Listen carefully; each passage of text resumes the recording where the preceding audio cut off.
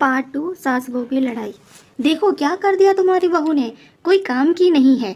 मैं तो कहती हूँ अपने बेटे की दूसरी शादी करा दो, छुटकारा पाओ इसका वार से। इसको तो कुछ भी नहीं आता। सास उठी और अपने बेटे के पास जाकर उसे थप्पड़ मारा और कहा, अरे नालायक, तुमने मेरी बहू को मारा, तेरी हिम्मत कैसे हुई, तेरी टांग तोड़ दूंगी। उसके बेटे के दोस्त कुछ कहने ही वाले थे कि उसकी माँ ने घूरते हुए कहा, चुप, बिल्कुल चुप, अब कोई कुछ नहीं कहेगा मेरी बहू को। यहाँ दारू पीने आए हो, जबकि पता है आज हमारे घर पर पूजा है और तुम्हें पार्टी करनी है। कैसे संस्कार दिए हैं तुम्हारे माता पिता ने। और किसने मेरी बहू को जाहिल बोला, जरा इधर आओ, चप्पल से मारूंगी अगर मेरी बहू को किसी ने एक शब्द भी कहा तो। अरे पापी, तूने उस लड़की को बस इसलिए मारा कि तेरी शराब टूट गई। पापी, वो बच्ची सुबह 5 बजे से उठी है और घर का सारा काम कर रही है, ना सुबह से नाश्ता किया ना दिन का खाना खाया, फिर भी हंसते हुए सबकी बातें सुनते हुए, ताने सुनते हुए घर के काम में लगी रही। तेरे यार दोस्तों को वो अच्छी नहीं लगी। जूते से मारूंगी तेरे दोस्तों को जो कभी उन्होंने ऐसा कहा। उसके यार दोस्त चुपके से खिसक गए।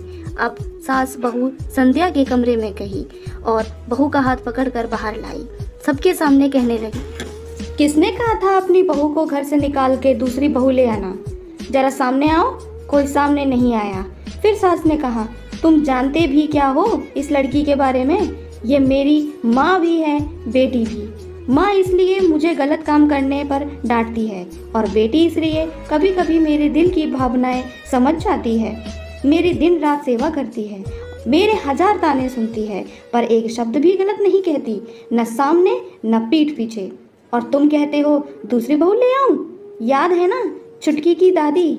अपनी बहू की करतूत सास ने गुस्से से पड़ोस की महिला को कहा, अभी पिछले हफ्ते ही तुम्हें मियाँ बीवी भूखे छोड़ घूमने चले गए थे। मेरी इसी बहू ने 8 दिनों तक तुम्हारे घर पर खाना पानी, यहाँ तक कि तुम्हारे पैर दबाने जाती थी, और तुम इसे जाहिल बोलती हो। जाहिल तो तुम सब हो जो कोयले और हीरे में फर्क नहीं जानते। अगर आइंदा मेरी बहू के बारे में किसी ने एक लफ्ज भी बोला तो मुझसे बुरा कोई नहीं होगा, क्योंकि ये मेरी बहू नहीं, मेरी बेटी है और मुझे यह पसंद है। बहू सिसकियां लेते हुए फिर कमरे में चली गई। सास ने एक प्लेट उठाई और भोजन परोसा और बहू के कमरे में खुद ले गई। सास को भोजन लाते देखा तो बहू ने कहा, अरे माँ जी, आप क्या कर रही हो, मैं खुद ले लेती। सास ने प्यार से ताना मारते हुए कहा, डर मत, इसमें जहर नहीं है, माँ नहीं डालूंगी तुझे नई सास चाहिए होगी, पर मुझे अभी भी तू ही मेरे घर की बहू चाहिए। संध्या ने अपनी सास को रोते हुए गले से लगा लिया।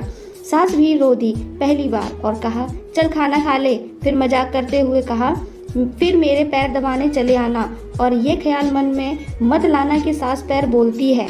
किसी दिन मैं इसका गला दबा दूंगी, क्योंकि कभी मैं भी यही सोचती थी।